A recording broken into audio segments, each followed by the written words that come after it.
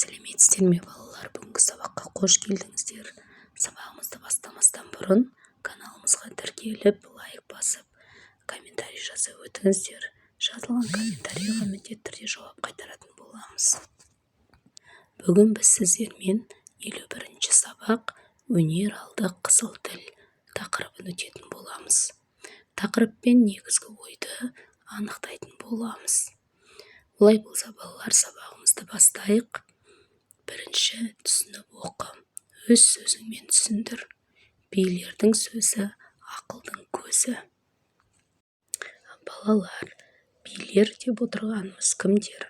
Билер дегеніміз ол бүкіл бір ауылды, қаланы, бір ауданды билеп отырған үлкен кісілер.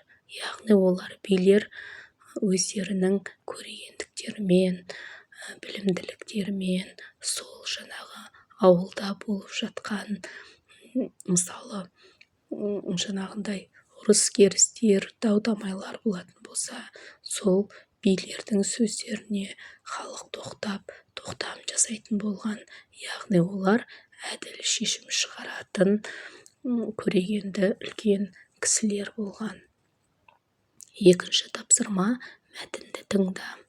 Әйтеке би қазақтың 3 биінің бірі. Бұхара мен Самарқан медреселерінде араб-парсы тілдерін үйренген. Даудың шешімін айтқанда Әйтеке би әділдігімен әрі тапқырлығымен ерекшеленген. Содан да болар халық Әйтеке жарып айтады деп риза болған. Үшінші тапсырма, түсініп оқы. Әйтеке бидің шешендігі. Ашу бар жерде ақыл тұрмайды. Ашу деген ағын су. Алдын ашсаң арқырар, ақыл деген дария. Алдын тоспаң тоқырар. Кісіге бірге туыспау керек. Туысқан соң сөз қуыспау керек. Сөз қуған пәлеге жолығады. Жол қуған олжаға жолығады.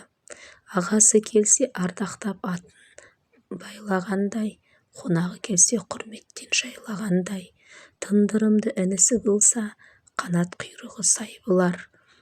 Ағаның алар тынысы болса, көңілі жай болып, інінің міндеті басқару, ағаның міндеті баспағу емес пе? Екі адам керіссе, оның арты қызыл шоқ.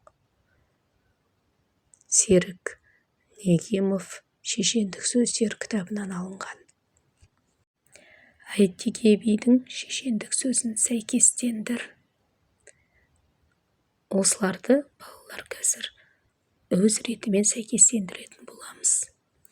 Ашу деген ағын су, ақыл деген дария, сөз қуған пәлеге жолығады, жол қуған олжаға жолығады. Яғни дұрысы осылай сәйкестендіреміз, балалар. Бесінші тапсырма. Әйтеке бидің әр нақыл сөзіндегі тақырыпты анықта. Негізгі ойды білдіріп тұрған сөйлемді тап. Бірінші сөзі ашудың зияны тақырыбы. Негізгі ой ашу тоқтаусыз топан су. Екінші сөзі сөздің қадірі. Негізгі ой басқа пәле тілден. Үшінші сөзі аға мен інінің іс-әрекеті. Негізгі ой аға мен інінің қадірі. Төртінші сөзі сөзге тоқтату. Негізгі ой жігіттің жақсысы дұрыс сөзге тоқтай білгені. Алтыншы тапсырма, Әйтеке бидің шешендік сөздерін жаттап ал. Жетінші тапсырма, Әйтеке би туралы не білетініңді анықта. Әйтеке би медреседе оқыған. Әйтеке би Бұқара мен Самарқанд медресесінде оқыған. Екінші, араб-парсы тілдерін жақсы білген. Әйтеке би Бұқара және Самарқанд медресесінде араб және парсы тілдерінде оқыған. Үшінші, Әйтеке Қарлығаш би атанған. Жоқ, балалар, бұл сұрақ дұрыс емес. Қарлығаш би деп атаған ол бізде Әйтеке би емес, төле би болатын, иә балалар. Сондықтан да бұл жауап бізде дұрыс емес екен. Келесі, халық Әйтеке жарып айтады дейді. Иә, халық Әйтекенің тапқырлығына риза болып, Әйтеке жарып айтады деп риза болады екен, иә. 25 жасында кіші жүздің бас би атанған. Иә балалар, дұрыс айтасыздар. Әйтеке би 25 жасында кіші жүздің биі атанған екен.